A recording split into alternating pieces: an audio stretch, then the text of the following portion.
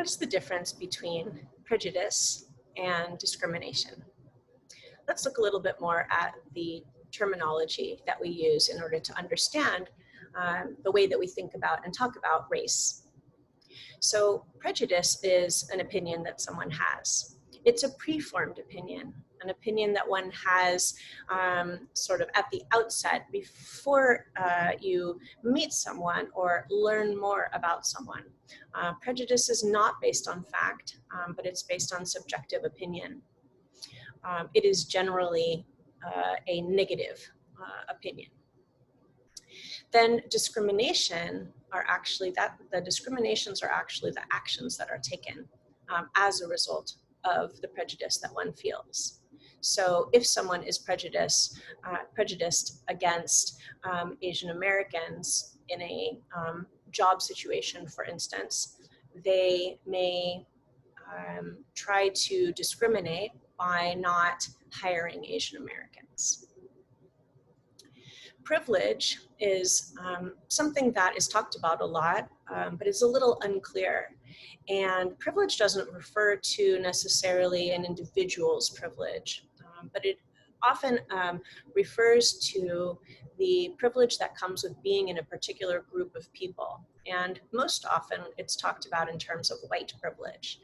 So as a white person, even though I may have had individual struggles, I may have been poor, or I may have other reasons that people may target me for discrimination, my white skin is not one of them.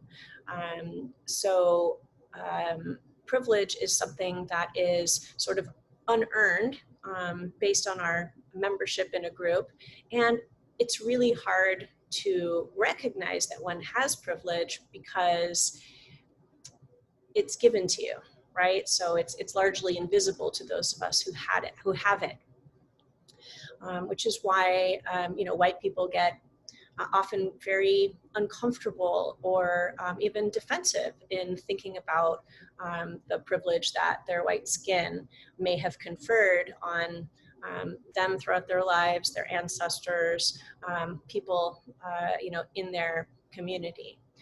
But really all you need to do is look at a series of facts about history and who has been given power and who has not been given power to know that white privilege is real.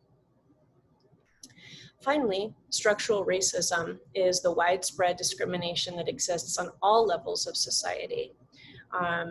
It is also largely invisible to those who have privilege because we don't come up against it.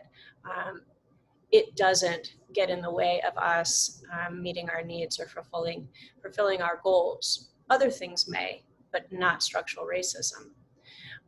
So if we think about society and institutions, we have to recognize that institutions have structural racism built into them, even though individuals may not be racist. There are power structures that tend to give the voice and power to those people who are white or light-skinned rather than people who come from racialized or minoritized communities.